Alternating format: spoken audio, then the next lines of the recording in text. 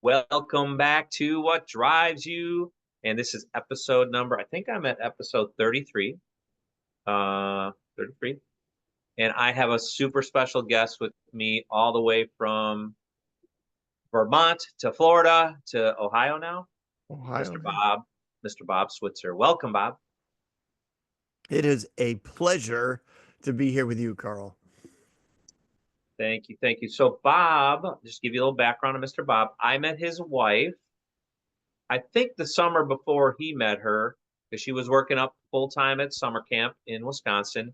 And then she went away to Bible school and met this young, up and coming preacher, pastor, evangelist, and talked him into coming back to Wisconsin to work with her at said camp when I got to meet Bob. That is all true. And I can say the name of the camp, yes? Oh, yeah, sure. Yeah. So just a little nugget. I am head over heels for this girl. She's gorgeous, and I just think if I get any opportunity to spend my life with somebody like this, I don't care what it takes, right?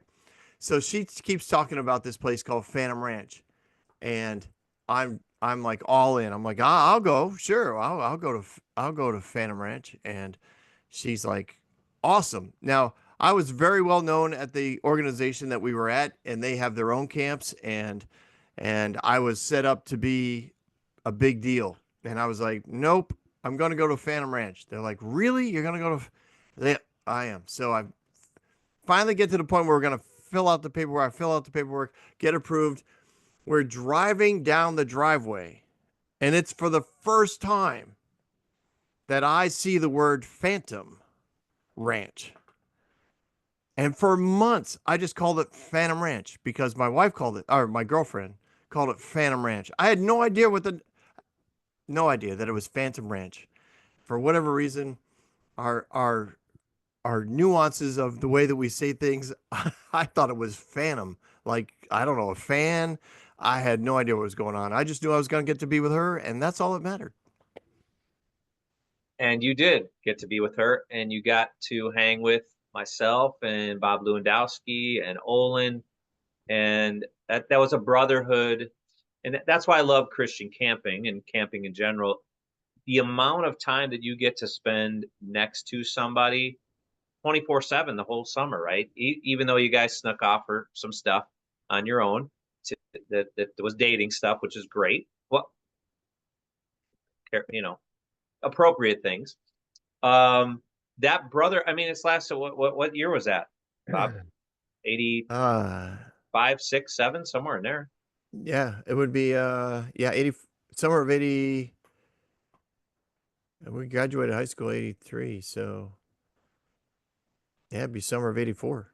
Yeah, yeah. So to watch you guys and to see what all, I mean, now we're fast forwarding. This is going to be a long story, but kids, grandkids, pastorate, motorhome, and all over the dang country. And now you're a podcaster and just a life ministry guy has just been incredible to watch and see and kind of follow along. So if we go back, let's go back to your early days. You had mentioned this other camp, which we can name Word of Life, um, Bible Institute and camp. Just to give everyone a little context, Phantom Ranch is about 150, 200 kids a week. How big is Word of Life? At the time, they ran 900 to 1,000. About 5, 10x bigger than Phantom Ranch. Um, and so I had no idea when you came how big it was. I found out later how big it was and how powerful it was. But for you to take that leap of faith, obviously paid off. You've been married now however many years. And my wife and I were blessed to be in your wedding, which was also very fun and awesome and great memories. Yeah, we love you guys. It really was an awesome summer. And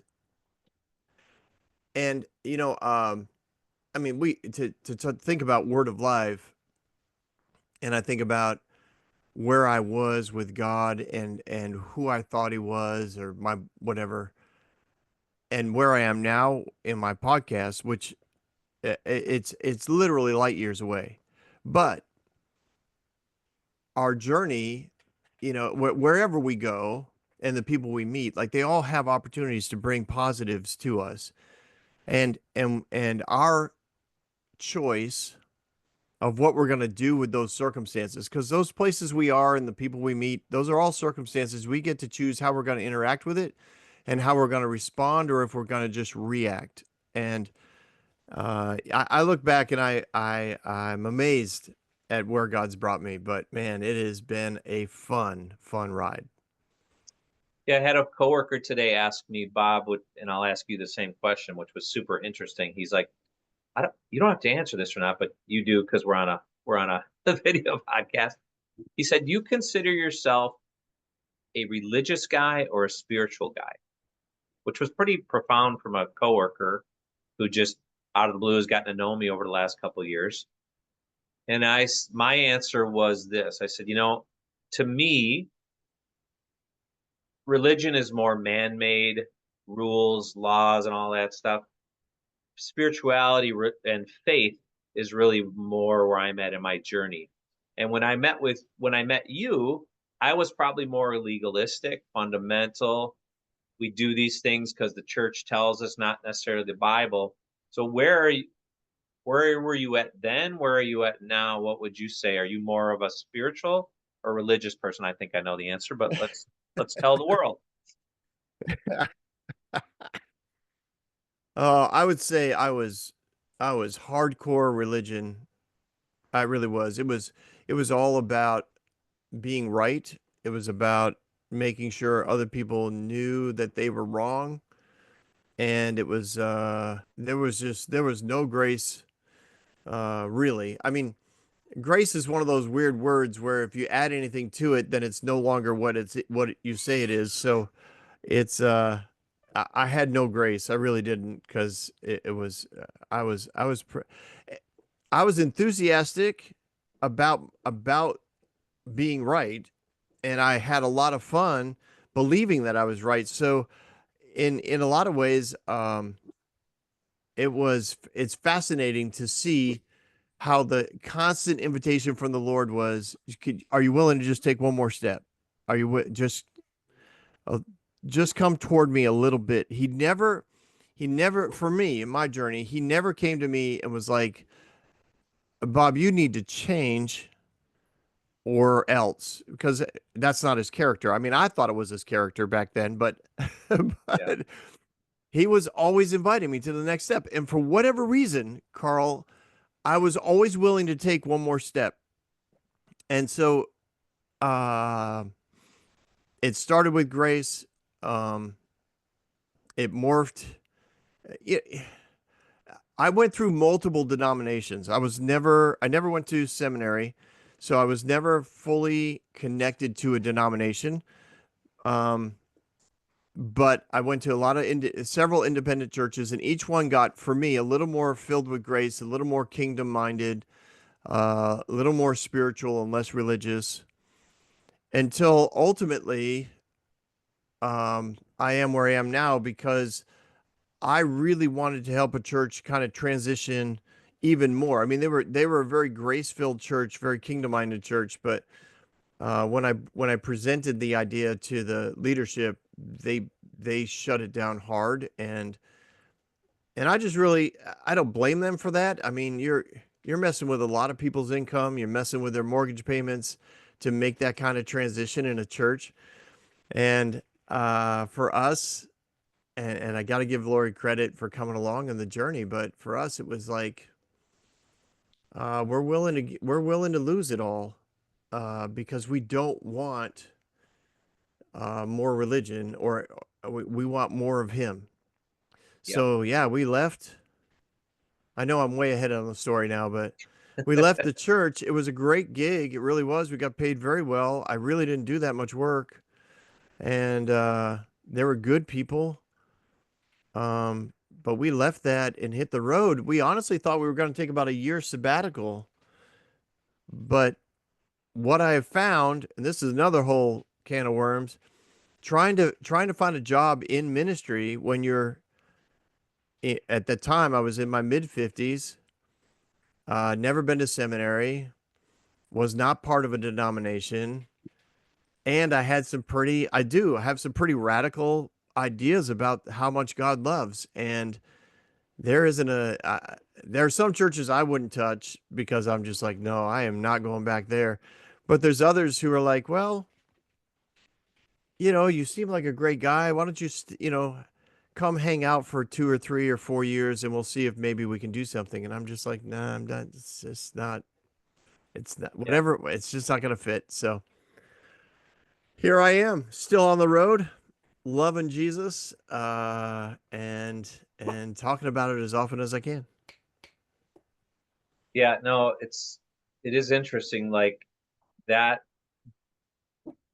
how when we're young and right, we believed in being right. We believed we were right, and we believed that our churches were right, whatever, and that we had a little bit different church backgrounds, but again, very conservative, very legalistic, and how just as I've kind of walked this walk up and down with God and faith and seen a few things, few observations. One, which is kind of alludes to what you were talking about.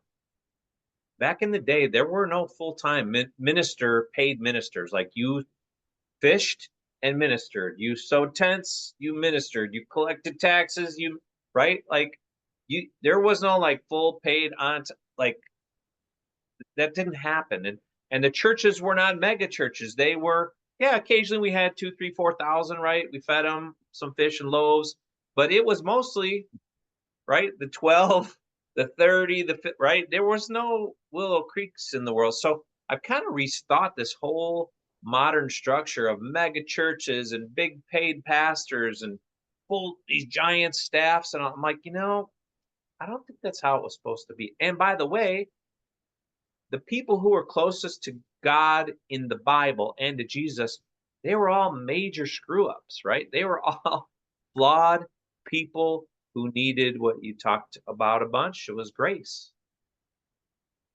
So Yeah. it's a different thought process and strategy and opinion that I had when I was 18 to 20 and, you know, Bible quizzing my way around the country because and judging people for things that they shouldn't be judged for because guess what, we're all sinners and we've all fallen short. So Um, but so that takes us yeah, from yeah, it was great. we go It was we great go back from in the day. We were young and we were right. only to see So how wrong we were, right? So yeah. So only to see. a couple years ago you started putting out little, they weren't full-fledged podcasts, but they were just these little nuggets of, this is my recollection, you can fill in the gaps where but they were just these little nuggets of wisdom, of thoughts for the day, and they were so cool because I'm like, man, these are just little nuggets that I could just put right here in my heart pocket and just, wasn't a whole sermon. It was just like these cool little, almost like you were like pre TikTok, like little, right? These little things. There were longer lessons and, thought out things, but for the most part, these little nuggets were just like so refreshing to me and thought provoking. And that turned into something for you. So tell us about that little journey from, all right, Lori, we're out of the business of churching. We're going on this journey, right? Actual physical travel journey. We're selling everything. We're getting a camper and an RV and a truck, and we're going. And then I'm also going to just put these little nuggets of faith and wisdom and question. Like, tell me how that all started, and then where you're at today. Yeah, it started while I was still, in ministry at that church, and I started what I started to do was at a page, and I just called it Bob Thoughts, and I would do anywhere from 3 to 5 minutes, and I just would roll on whatever subject I wanted to, and and it just started to give me space to start putting stuff out there for people. And it still hasn't taken off, but it was out there, and it gave me this stream to start connecting. And then uh, I had for years people have said to me, Bob, you need to record Bible stories. You need to record your Bible stories. People love it when you tell Bible stories. You have a unique whatever presentation, and you need to tell Bible stories. But internally, even though I liked, it was good for my ego to hear that. I'd be like, yeah, I am pretty awesome, and I should have a mega church over this. But clearly God doesn't think I'm awesome, or He would have given me one. Uh, that was because part of that journey was learning as you like I saw the church morph into this business paradigm with the hierarchical system and the preacher on top and thousands or tens of thousands listening, and it was like, man, I would love to do that. So that's another part of my journey, but that was all woven in. And so part of doing these Bob thoughts was maybe something will take off, and maybe I'll get noticed, and maybe I can finally be up front in front of thousands again. Not again, but ever. So that was that. COVID hit, whatever that was, and uh, I was we the executive pastor decided to shut down church for 3 months. So I was sitting at home, and the guy who produces my podcast now was like still on me. He was like, Bob, you have to record stories. I was like, all right, I'll give it a shot. I'll do the life of David. What do I need to do? He's like, honestly, just start recording. Just figure it out. Just record something. I'll make it sound good. Please.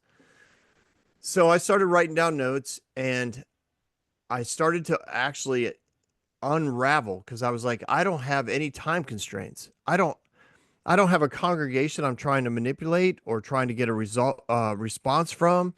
I'm not trying to keep them happy so they keep giving money so I can get paid. Like, there was this incredible freedom to not having to do it in church. It was and that became a curious thing to me as I'm like, what is going on internally? And I started that first thing. I thought the life of David would be about 12 to 15 episodes. And so by the time I was done writing notes, it's like 62 episodes. And they average 50, 55 minutes apiece. Some of them are way longer. That was season 1. I learned a lot. I was not that I mean, I listen back and I think, "Oh my word, this is terrible." But I just went for it, and it's, as far as I know, season 1 is the longest recording recorded uh recorded anything of the life of David. It's nothing even comes close. I literally went verse by verse through First and Second Samuel, and I had an absolute blast. Learned a ton, and when I was done with that, I was like, you know what? Uh, oh, I'm sorry. Let me stop here. Well, no, just take a breath. I, Oh, I have a comment on that life of David because he is just, as I mentioned before, you talk about a major screw up guy that God loved. Um, it's a powerful story. So if you it is haven't, powerful. most people have heard of David and Goliath, right? That would be the general U.S. population. Like, oh, David and Goliath, he thrown a stone and took the learnings, the ups and downs of this man and his family and his journey and his failures and his successes are just they will not only and I my research and study of David is about this big compared to your even just from your podcast. but it gives me hope that like that dude did that and I did only this, and I can still not only be loved by God, but used by God. So anyway, Yeah, no, David definitely carries that for a lot of people. They see him and they have hope. And David is a very complicated character, uh, with being a poet and songwriter, being a warrior and a king, being a lover and a worshiper. He's layered it. I mean, he has got it going on. So that's, I guess, the complexity of it is what I realized. Most churches, pastors, they don't have the time to go into it. I don't necessarily fault them, but I think they fall into the paradigm that is the American church, which is a structure that says have to you have to stay within these parameters. And so they cut out so many beautiful layerings of the tapestry of someone's character and life. And on the epic narrative, which is the name of the podcast, uh, we don't have to worry about it. And I find it incredibly freeing to tell Bible stories and not have to be done at a certain time. So my pacing, I learned a lot about pacing in that first season. I think I have one episode that goes almost 2 hours, and when I was done, I was like, man, I'm never going that long again. Like that was insane. And now I'm pretty good at pacing it out on my notes to be about 40 minutes an episode. yeah, it is interesting the learnings that are happening as we again let's agree that we can call each other creators, not the creator, but creators, because we're taking something, running it through our experiences, right, and then putting it back out to others with the hope, at least on my channel, to encourage, to educate, or to entertain. You're taking these Bible stories and kind of putting them in because I just know how you're because you're a funny guy, right? So you put your little spin on them, your little opinion, and they're amazing because they're upbeat, right? I think sometimes we get into church and it's like shame, shame, shame, guilt, guilt, guilt, judgment, judgment, and that's not you at all. So yeah, yeah. So No, you bring up a great point, Carl. Part of what kept me from doing a podcast or doing any recording was I didn't know really what my in a writer when a writer writes, they have what they call a chord or a thread, and it's a like this tone, this core value that's going to go through. What? a tone. Yes. So this is going to go through the entire script that someone writes or book that someone writes. And for me, I didn't know what that was going to be until basically my theology continued to morph, continued to change. And when I hit on this one, it's not for me, it was life changing, right? It was uh it was two phrases really. One, God is better than you think. You can take your best thought about God and he's even better. And the second one was that Jesus is perfect theology. And I started working that out. It probably for 5 or 6 years before the podcast. I really started to make that a part of everything I read, everything I studied, filtered with those two thoughts first. By the time I get to the podcast, it's like I I want people to know this good God because I didn't know him. When I was at Phantom Ranch, I did not know a good God. My God was at best bipolar, at best. And sometimes he was schizophrenic, and sometimes because he would just you just never knew. Like he could just haul off and wipe you out or break your arm or give you a cold or kill your mom. Like you had no idea. What if I displease the master And this master slave mentality has stolen the heart and goodness of God from so many people's lives.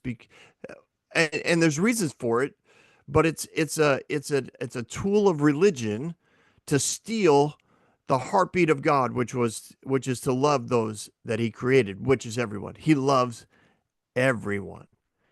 So that tone, that core thread started to run through the stories. So when I got done with David, I was fired up to get to just do the whole Bible because I had I still have friends that are from all walks of life, but generally those who quote don't know Jesus, they go to the Old Testament and they ask serious questions about a loving and good God. And I have to say, you're exactly right. He does not look loving. He does not look good. Unless, of course, you obey him. And if you don't, then, whatever.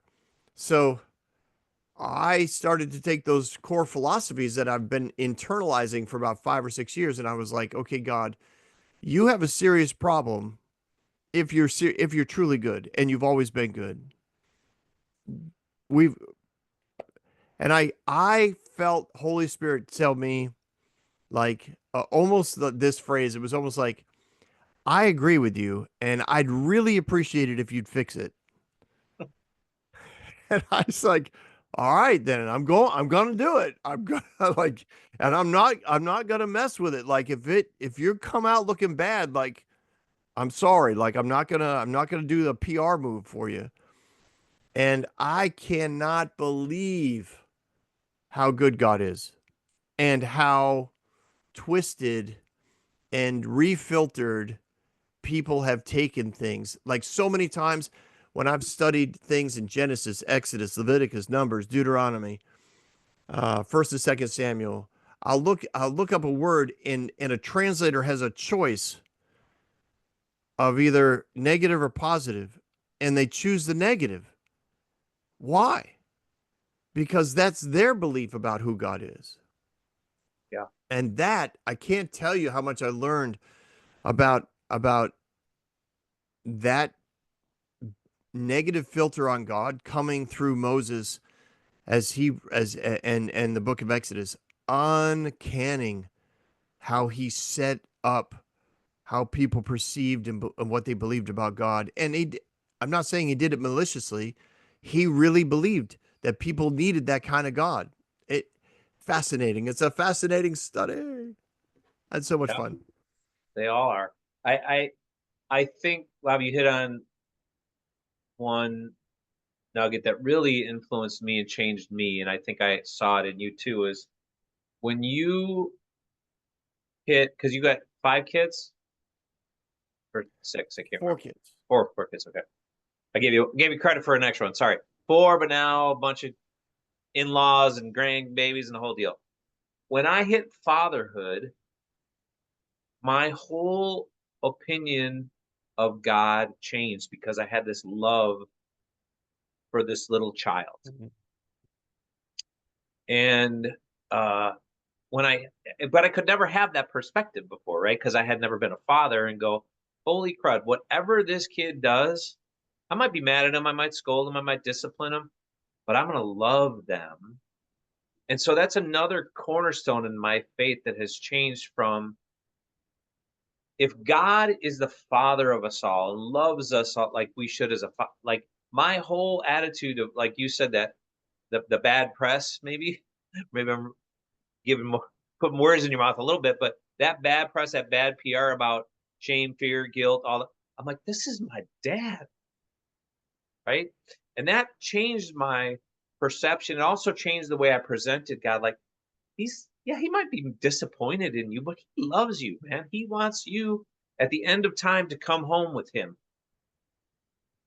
So, however you're thinking, however the church, Catholic Church, Jewish church, what portrays God master, I don't think that's his intent. He's our father. So, yeah, that's a cornerstone. So I know that affected you. And I've seen you, and part of what I hope to show in some of my podcasts here, blogs, YouTubes, whatever these we're going to call these conversations, is the change that some of us have had. The last two interviews I had were old colleague bosses that were mean guys, and they have softened and changed, and they're dear, dear, dear friends, treasured friends to me now. And they know because I told them, I said, you were just a jerk back then, man. And they have changed. So the hope and the optimism I have to see like how these legalistic young church Bible bangers, me and you, changed into these loving, accepting dads that are just, man, this religion thing is cool, but it ain't what the faith and spiritual thing that God intended, or Jesus, right? Who's our guy. So anyway, what is your next? So that okay, let me step back to the so six, how many episodes did you say? 60? Da David was 60, yeah. Yeah. So 60, so there's over 60 hours of David out there, which I will, you're probably right. That is probably the most exhaustive conversation about the book, but profound and just if you want to just hear stories, if you like stories, Bob is an amazing storyteller. But the character that he's talking about in these, again, just amazing. So what's next, or what was next? Because I know you're in another series, I think, right? What's on the docket now? Yeah, we are uh yeah, David's awesome. Uh and but just some thoughts. I want to concur with your thoughts on being a father. Like I look back, I fathered the way I believed in those moments, the way I believe God was a father, which so my firstborn son, Isaiah, he got a far more what I would call well, he got a very religious father. I used guilt, I used shame, I used everything was about behavior modification, uh, because that's what I believe God did. You know, my last my last born, Luke, he got a dad that was far more relaxed, um, far more interested in having the conversations and saying words like, help me understand what you were thinking when you did this versus, what are you doing, you idiot? Come here. You know, I, and I've had those heart to hearts with my firstborn son. And he understand, you know, we've had some great conversations. We are a very close family. And honestly, I admire my children's ability to parent their children because I have 10 grandchildren, so they all have their own kids, and they're fascinating to watch as parents.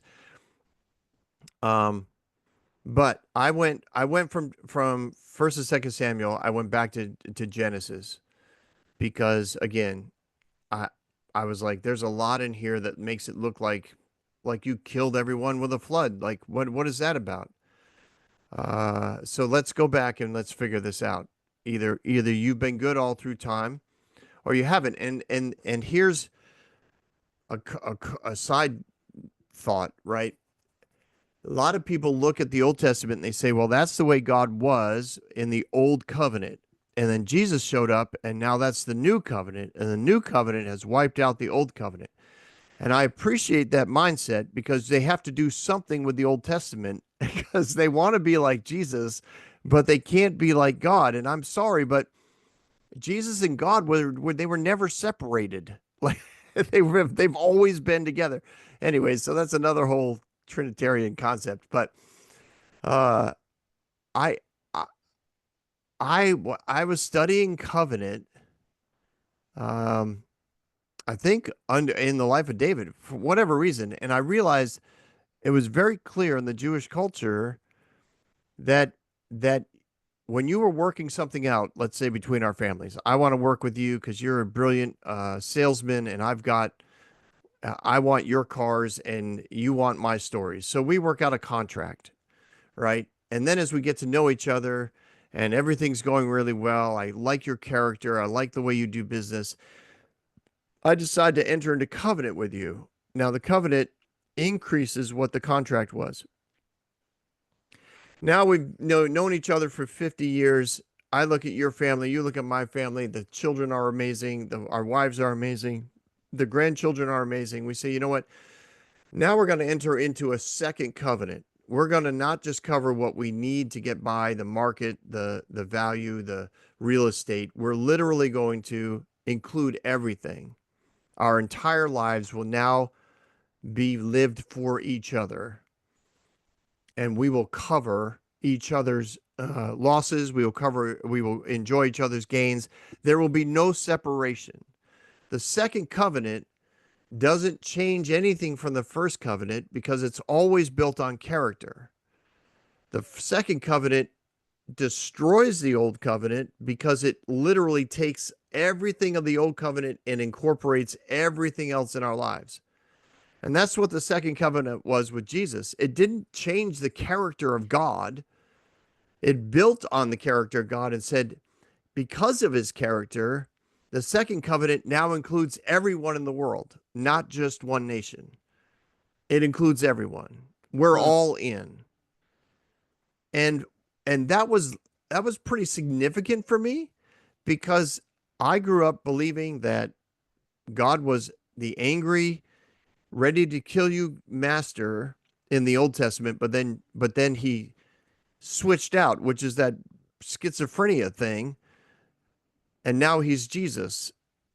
Or, he's the judge on the behind the thing with the gavel, and he just can't wait to kill you and send you to hell, but Jesus is standing there in front of him, and he it's but in the end, like, you're still left with this angry God who wants to kill you. Like, he's just on the other side of Jesus. Like, if Jesus ever moves, we're all in trouble. It does it just the inconsistencies were just too much. And this is what the epic narrative, we constantly go after religion, we go after the inconsistent mindsets in Genesis and then in Exodus. And then I really took a stretch and did Leviticus, Numbers, and Deuteronomy. That's where we're almost done with that this season. We're almost done with that. We got about 5 or 6 episodes left because the law has been used to beat people up for thousands of years, and they completely miss the heart of God. And and part of that is Moses' doing, and part of that's translators doing, and part of it is we just don't have enough time to go into it on Sunday morning. So we take the easy way out. We read it straight up and we say, there, do this or die. Yeah. And it's fascinating because I'm sorry, because yeah, I get so excited. I like the phrase in those books particularly. There's a phrase that says, uh, if someone does this, they will surely die. That phrase literally is the same phrasing that we use when we say the wages of sin is death. They're not saying that God's going to kill you if you do this. They're saying if you sin, the logical end is going to be death. Sin is what kills, steals, and destroys. Jesus makes that super clear in the New Testament. That's what they were saying all throughout the law. They were saying, you choose. You can choose the kingdom of life or the kingdom of death. If you choose the kingdom of death, eventually you're going to die. That's all they were saying. Yeah. But we throw it back at God and say, see, he was out to kill everyone. We miss it. Well, and it's another profound thing where I think God is just a comedian Mm. when he sends Jesus and Jesus goes through his ministry years and then he says, you know what?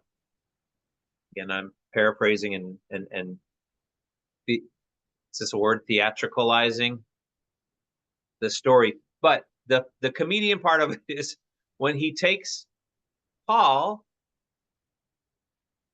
and says, hey, I'm gonna take this guy who's been persecuting all my little newborn baby Christians, and I'm going to make him kind of the speaker, the teacher. I'm gonna he's gonna go to everybody else who's not in the club, in the Jewish club, and he's gonna go out to and share this story, this journey, this love and this grace with everybody else. I mean, the guy that he picks to me is just so hilarious in a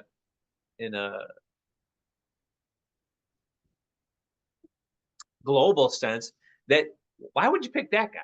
Like that's the guy who was out to get us, and here we are, and with one little stroke of lightning and a little time off with sight, he's going to be now the guy that goes to everybody else who's outside the family of Jacob and Isaac and all the rest.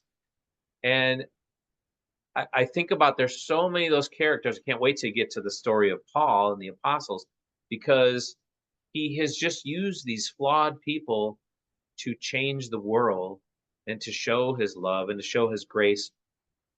Yeah, obviously he's got Jesus in there as a cornerstone of of the new covenant and the miracle of resurrection that we just came through here Easter weekend. But using all these flawed people, super flawed. I'm not talking about me and you flawed. I'm talking about like super flawed people to tell the story is just comedic to me. Just that sense of humor. And then back to another profound moment. We're talking about fatherhood. And I again, for those of you who don't know, I've been dying to talk to. I've got another friend that actually introduced Lori to Word of Life, who is key figure in our story, our journey is Steve Hobbs. He's going to be on the video here in a couple weeks, hopefully. Which is, I got a couple go-to people that I go to.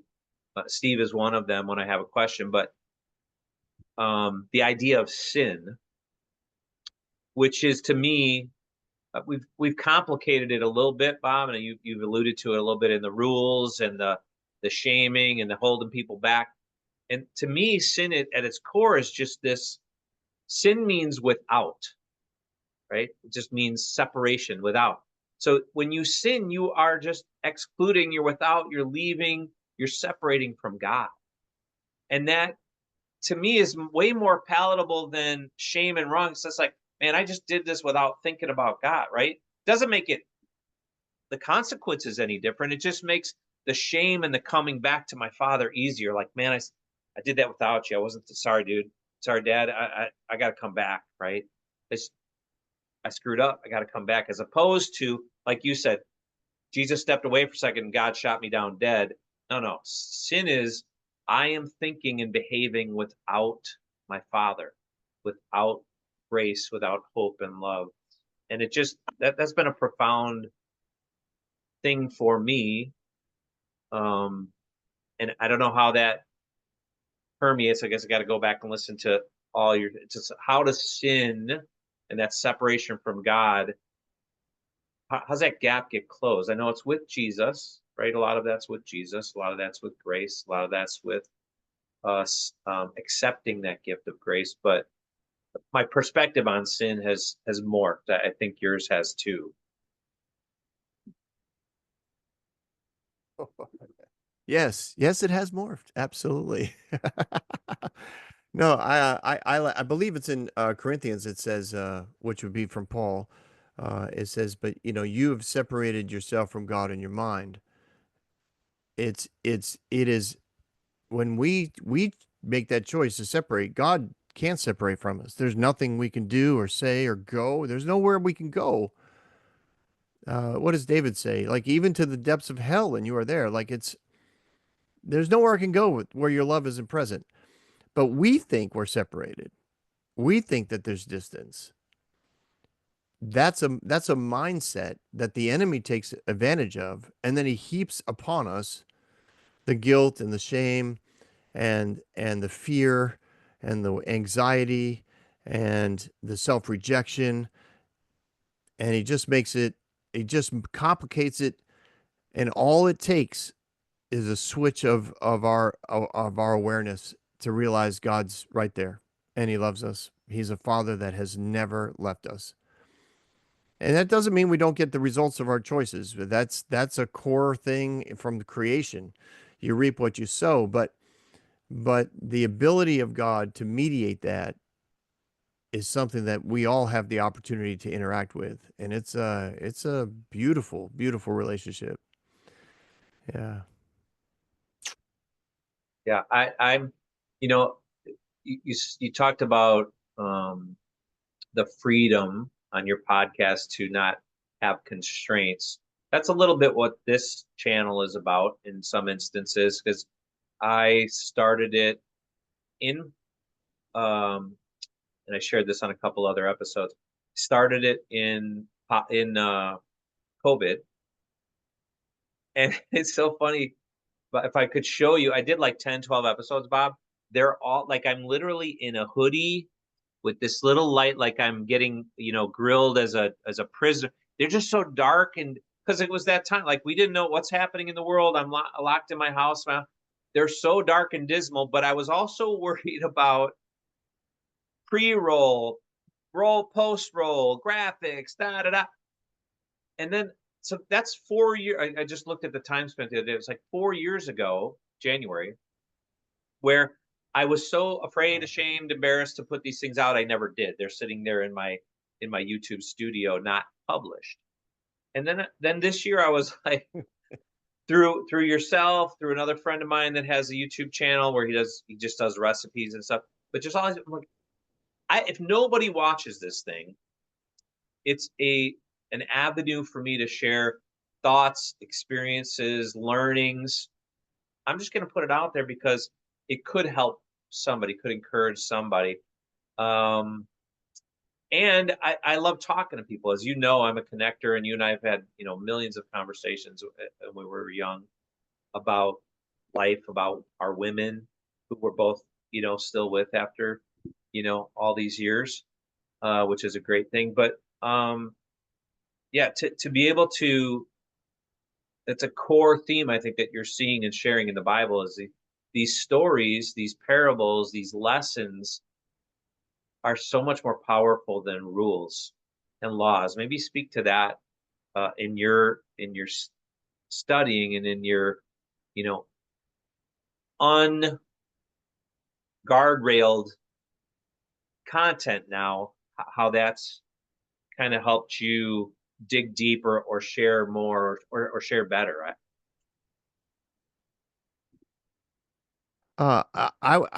I think that prior to this, if you most people approach the stories in Scripture through the law, and they say, all right, what principle of this law do I need to illustrate so my people will behave better?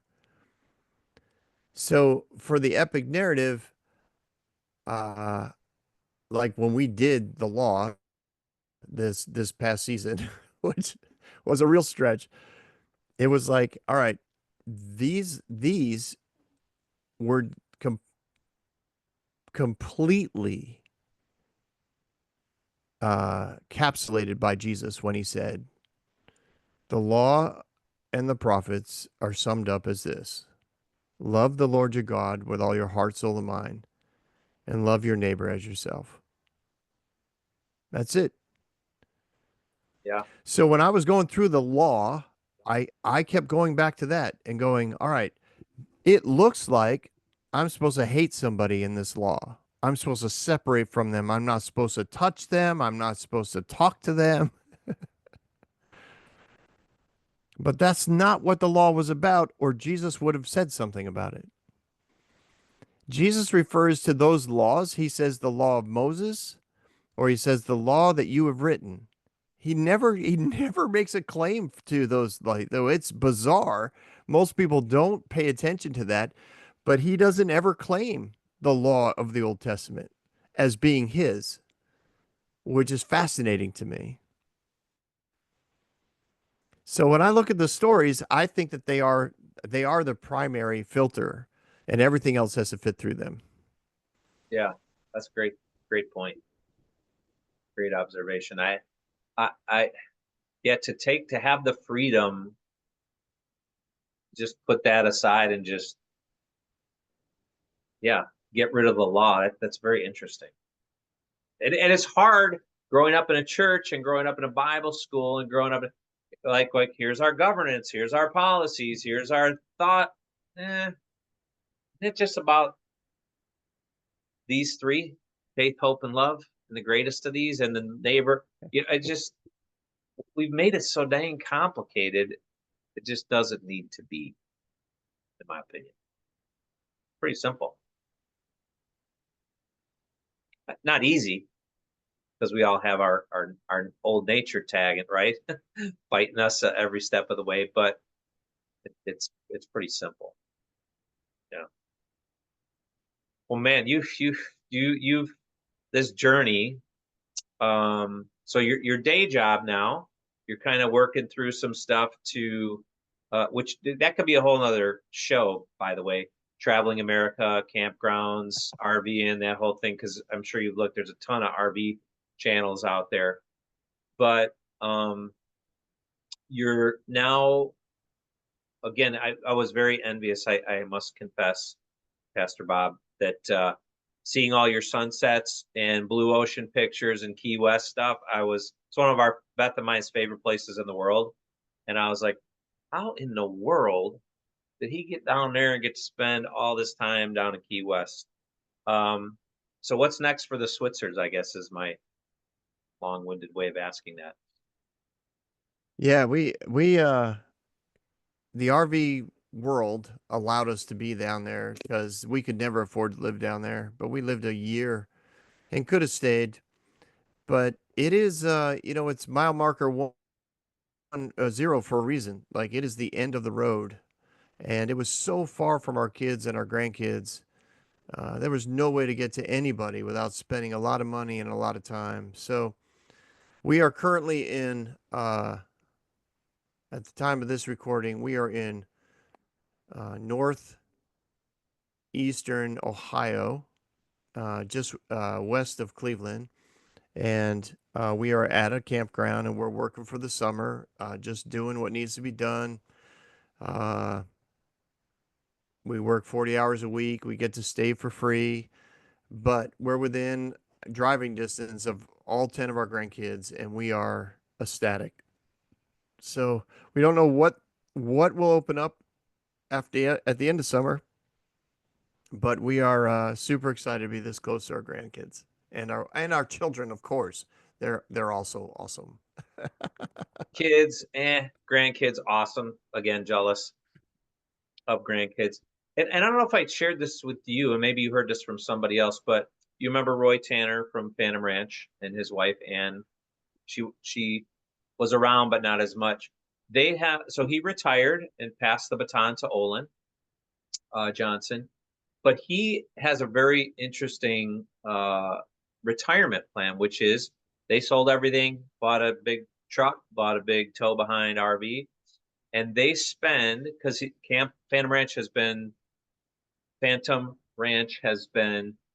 part of their lives, their whole lives, the majority of their lives. So he still comes, Bob, and serves from like Memorial Day to Labor Day at Phantom Ranch. Now, they hated the cold, so they go and serve elsewhere. They were doing Florida, they were doing and I'm again just so proud of, first and foremost, now that I'm a little more mature, but also envious of that freedom that they get to be like in their favorite place in the world in the summer and then beat it, get out of their snow belt and get to somewhere warm. But they're 100% serving people, organizations, campgrounds in need. So just a really cool model that you guys have both kind of emulated, which again gives me something to think about and try and determine if that's a lifestyle that we can do. Being in Key West for a year, that I could do for sure. Um, the rest of it is yet to be seen. So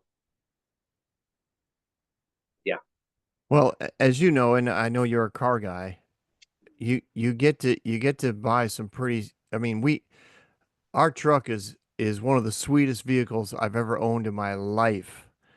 We have a fifth wheel. It probably, I know it's overweight. It probably goes about 16 to 17,000 pounds. And this, I have a 250 diesel, um, 6.7, and it hauls this thing like it doesn't even know it's like I have to drive careful because the truck has no idea what it's doing. It's just cruising Yeah. down the highway. It is bizarre. But I did want to ask you this about my truck. I've heard that at about 150,000 miles, a diesel needs to be completely like everything, all the everything needs to be replaced inside, just cleaned out, new gaskets, new everything. And then it'll be fine again for another 150,000 miles. Have you ever heard of anything like that? No, again, it's a good segue to my car questions for you. So thank you for going that direction. The truck, if you're, my experience with diesels is this: if you are faithful, super faithful in changing your oil often, frequent, right? Like two, three, I mean, it's going to sound nuts, but, and maybe you've gone longer because of synthetics and things of that nature. But if you are religious about changing your oil consistently, that at 150,000, that sounds a little too soon. I know some of the diesels, Ford diesels, those are good power strokes. I mean, they're hitting half a million miles with those things. Now, when they rebuild them, I'll do a little research and get back to you on that. But I haven't heard that at 150K, because I will tell you this: in my day job, they're still getting financing and loans and top dollars for these power strokes and these Cummins and all that. And I'm like, if you they wouldn't even put a loan on a car that had 150,000 miles, and if they did put a loan on it, it'd be like for half the value. So these diesels are just, they just go and go and go and go, and yeah. But it's about the oil change and that maintenance. So yeah, I'll do a little digging for you. But car questions now. Here's my, told you I got these. I think I told you four car questions, and then kind of a words of wisdom. We'll save that for last. But what, Bob, was your first car that you owned? I owned a beautiful. I got it from my dad. Um, uh, it was a Ford four-door LTD. It was a V8 with a dual exhaust. I think it was a cop car at one point. I mean, it was the style of a cop car. Like this thing could haul. It could go so fast. It was beautiful. I loved it. Probably good on gas too, huh? Oh, yeah, yeah. We got lots of good mileage. Well, the question is, was that a 5.0 liter or a 5.8 liter? Because those are the two big V8s you could have. I can't remember in that genre what you would have had. Yeah, it was the largest one, so that would be yeah. 5.8, I think. Yeah. Okay, what was, of all your cars or trucks, and maybe you alluded to it earlier, what was your favorite vehicle you've owned? Uh, we had a we had a Mustang convertible that we hated to give up, but life came around and we had to. It was beautiful. We both we look at this truck and we said if we play this out right, because we thought we'd only need the truck for about a year. We thought if we play this out right, we could turn the truck in and get two Mustangs. Probably could have. Yeah. Yeah. Love an old Mustang. What was it, a newer generation or older one? It was um it was let's see, that started in it was like a 2011. Oh, okay. It's a little newer. Nice. Your current car, that's another question you've already answered, the Ford F-250 diesel. And Two, then the last car, 2000 2000? 2019 diesel, yeah. 19. Okay. So, oh, that's pretty, I thought it was a little older, but that's good. What is your dream car? Oh, yeah. My dream car. Not just yours, just yours, not Lori. Lori might have a different spin Oh. on this. So this is your dream car.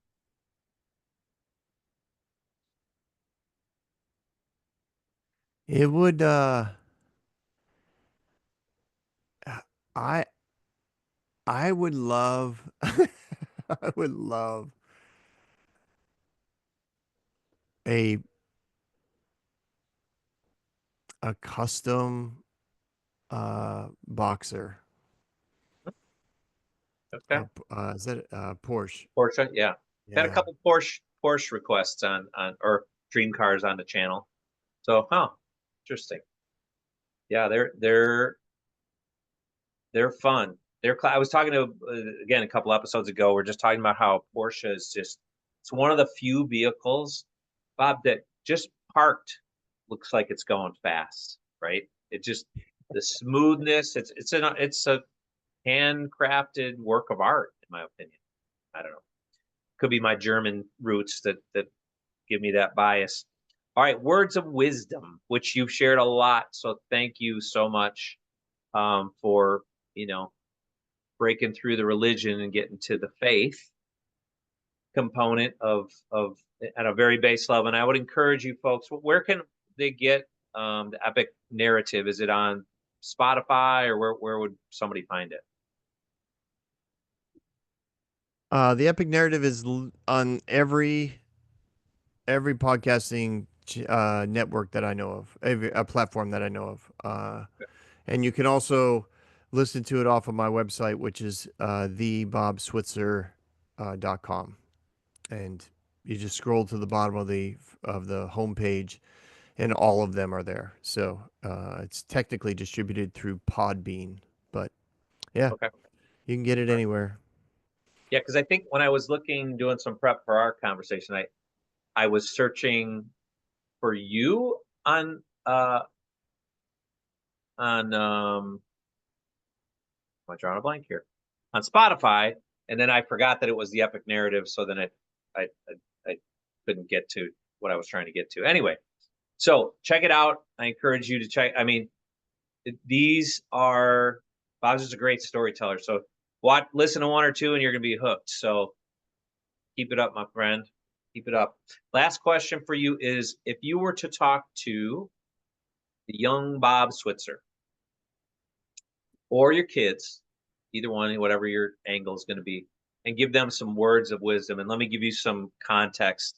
It doesn't have to be profound. It could be very simple. One guest said, "Just be nice. Be nice to everybody." Another guest said, "Just start. Begin. Start."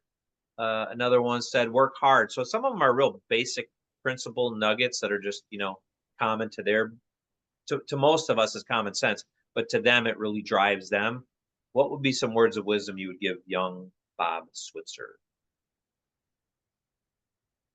Uh, yeah, never stop the journey. I think that when I interact with a lot of people that are stuck in religion, it's because they've stopped the journey. They got they found, you know, or for whatever reason, because of paycheck, because it's comfortable, because of their tradition, they're comfortable not moving. And God is a relational God, and relationships are living, breathing organisms. And if you aren't moving, then you're going to die. The relationship will die. Oh, so that's another word of wisdom. Relationships, if they're not moving, they will die. And you can't yeah, you got to keep working at it for sure. And then I do think that another phrase that I like is that God has been good all through time. You're not going to get to heaven and look at God, talk with God, and say, "I kind of thought you'd be better than this." Like he's so beyond our comprehension, and so to interact with him in that way uh, would change my childhood because I interacted with him as a master, and I was the servant. And that involved, trying to keep him happy, and he was never gonna be unhappy with me. He was always going to love me. And that would, yeah, that would be my younger self. I would talk to myself about that. Yeah, that's a good one. And the other thing I've thought about more recently when you talk about it, and you really amplified it, which is the freedom, and maybe that's why it's so often referenced in the Bible, this master slave relationship component, because in that, when you release the slave from bondage, so here's some imagery for you, Mm. that freedom that is felt by that slave is what we're supposed to feel, I believe, when we get that grace. Right? We don't become perfect. We don't become get a free pass on this stuff, but that imagine if you felt that as a child, that freedom of this dude loves me, he wants the best for me, I ain't gonna ever make him more happy or more he's just like you're right, it would change your journey. Not that I regret the things I've gone through. They've made me and you what we are today. But man, oh man, if I had that freedom, the shame and guilt and regret that I would maybe feel somewhere else would be way different than what I had growing up and being in ministry and serving others. And it just the motivation would be just totally different. So yeah, that's freedom is what triggered that thought in me when you said that freedom, because it should be freedom, right? We're we're not in bondage to death anymore, right? We're going to, in theory, if what we believe is true, we're going to live forever. So I might pause here on earth for a minute, but my spirit will continue on for forever and ever. So I'm Yeah, free. freedom is a core value of love. Love always brings more freedom, and that's God is love. So, yeah, freedom is so valuable to heaven. Yeah, cool, cool. Well, thank you again, Mr. Pastor Bob, now podcaster and world traveler, or at least national traveler, and grandpa. I wish you were my grandpa. It'd be pretty dang fun. Pretty dang fun. Yep, it would be. Have you, grandpa? Your kids and your grandkids are blessed to have a young, active, loving, freedom fighting papa. So Mm. yeah, I'm excited to see what you get to do with them this summer. I'll watch on the social media postings and videos and all that, and just congratulations on the success, or at least the efforts to get those stories and that good news out there, and the hope that people can see through the stories of the Bible and the epic narrative. Thank you. Thank you. I appreciate the opportunity to talk with you, Carl. You're a good friend, and it's just been a joy to hang out. All right, brother. We'll say hi to Lori, and we'll talk to you soon, man. Take care. Bye. Yep. Bye.